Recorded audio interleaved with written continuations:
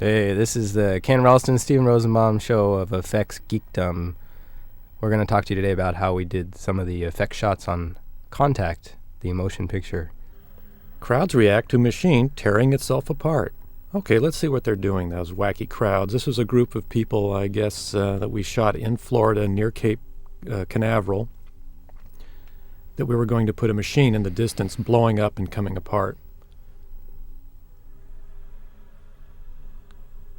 So luckily, we got a great casting call that day and got a lot of great folks out there in their cars. So we had them reacting, screaming over a loudspeaker system when to, act as if the machine's blowing up.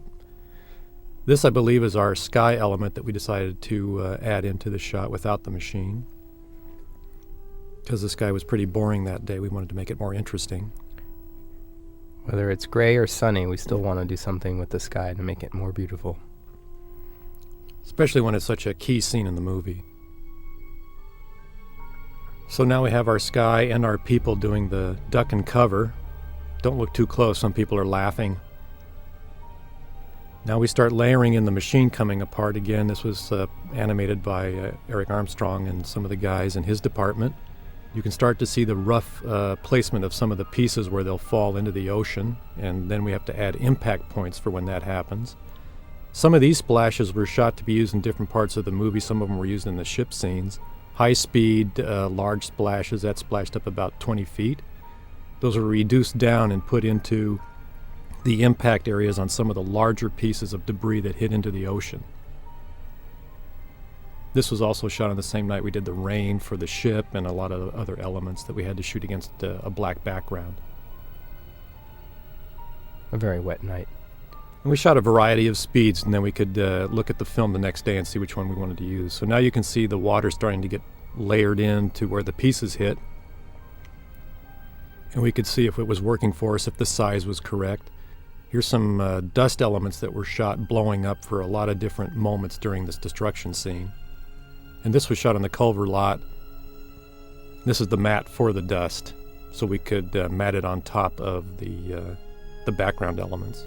We'll shoot these a lot of times at high speed to help the scale. These are relatively small explosions done on the stage.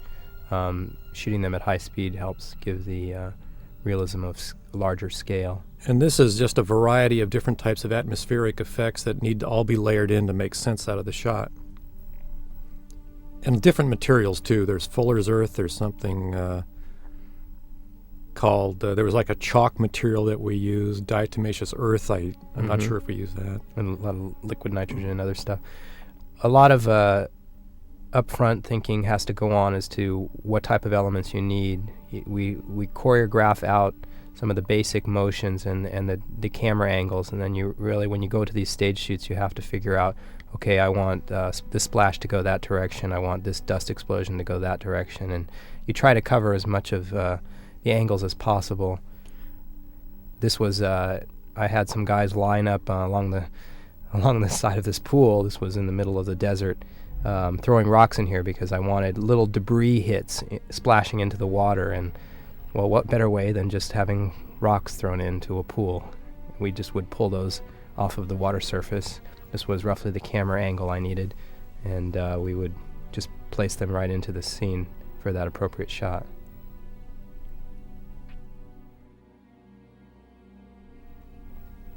Yeah, you can see them in the background starting to get layered in there, some of the smaller hits. That's from the stuff that they just did. And this was some pyrotechnics that were shot out at the same location at high speed, different explosions, and some of those were shrunk way down so it would look like it was in the distance and matted on top of and behind some of the sections of the machine. There was a variety of explosions that were shot, and then we would go through the film and pick out the ones we wanted to use, put them in the computer, and then reduce them down and then place them where we wanted to use them. Often when you're shooting these stage elements, you sometimes can expose as much as 10, 15,000 feet. I think on some of the rain we shot almost as much as 20,000 feet. Let me tell you, it's exciting to watch 20,000 feet of rain, of which you usually end up with about, 50 feet of it in the film.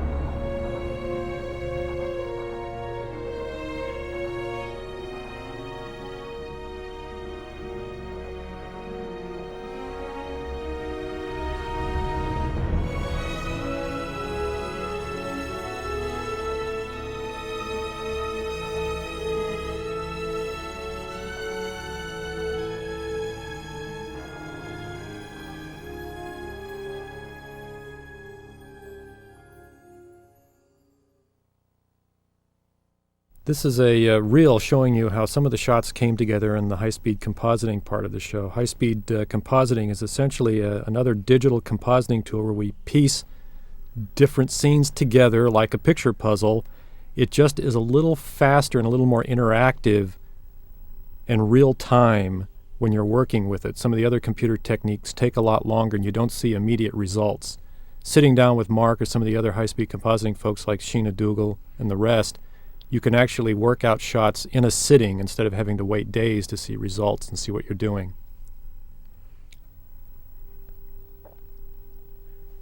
So you begin by, in compositing, what you're doing is you're laying together several elements or shots, separate backgrounds and foreground pieces, often using mats. You're either pulling a mat off of a blue screen or you're actually drawing around, articulating a mat, and then you're using that to paste it either behind or in front of another photographic element. Sometimes the elements are not photographic at all. They're generated within the computer either by painting or taking existing stills and doctoring them up, or just creating them completely within as a three-dimensional element. So a lot of these scenes, for example, on the beach, Jody and David Morris were shot in a blue screen. We would use a proprietary technique to pull a mat on them, including every strand of hair, so that we could place the background behind them. Without them being transparent. That's the main reason for a mat, is you just don't want to have the background bleeding through the foreground, so the mat blocks out the background from bleeding through. And here again, it's very fast techniques for placing in the artwork that we created for the sky. You can do some real fast checks on color, how it blends in with the background. And here we are back at the mirror shot, which again uses a lot of different compositing techniques and some 3D cheats you can do in the high-speed system. When the mirror closes towards the end, Mark really created the bevel mirror look, which didn't exist on it at all, and had to do some match move work on that and some fake sort of warping of the image instead of actual three-dimensional perspective shifts. It's a cheat when you warp some of the different perspectives around just to imply that that's what's going on. And here you can see the background element and the foreground element together and how they had to be stuck together. The blue screen in the mirror, once again, gives us an opportunity to pull mats of the foreground young Jenna easier than if it was black or any other color in there. In the example of this machine, we had to put a three-dimensional element underneath Jody and the pod, the foreground set piece. We had to often create the flooring or other pieces that need to go into it. So you can create as many as 30, 40, 50 different layers that need to be put into the scene. You use blue screen often to help you start with matting and then build on that. And this was, again, other techniques is a lot of the match move techniques that are used to put in artwork that's created, artwork of the machine, artwork of the helicopters. The Inferno has a great match move software, and it just makes it easier in placing in images that are false into real backgrounds. Here you would see the command ship environment was shot out the window entirely. Blue screen allowed us to pull a mat on the action that was happening in the foreground and put the background environment into it. And here again is a lot of compositing tricks with blending, different models of the pod and water splashes and a lot of different elements. And really all these sequences are the same. Everything you're seeing is multiple layers of material to make you believe what's happening, because it takes a lot of different material to do the subtle blending. It's like with Clinton here, he was taken from a press conference thing that he did. He didn't have the right suit on compared to the earlier stuff that was used in the sequence, so we had to change all of the color and the tie patterns on it, put our actors in. And again, it's just like a large picture puzzle. You figure out what your final image wants to be, you discuss it with the director, you pre-plan like crazy because there is no happy accidents in the world of computers generally. It's not like shooting stuff practically, where sometimes you have nice, wonderful serendipity, things that just happen that are magical that you can use.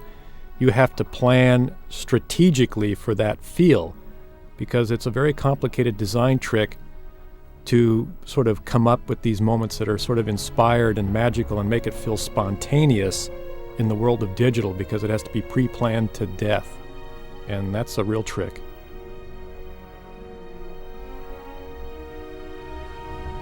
Here's an example of the blue screen floor we had to deal with in the Hokkaido machine. The various layers we had to create, the smoke, the rings that move around, the machine below, the water below that. It's really like, in a way, it's like an oil painting. You start roughing something in, and it takes layers and layers of paint and material to get that final image that's what you want everyone to see, where it finally is, you pull it off. And it takes months, and it takes a lot of patience.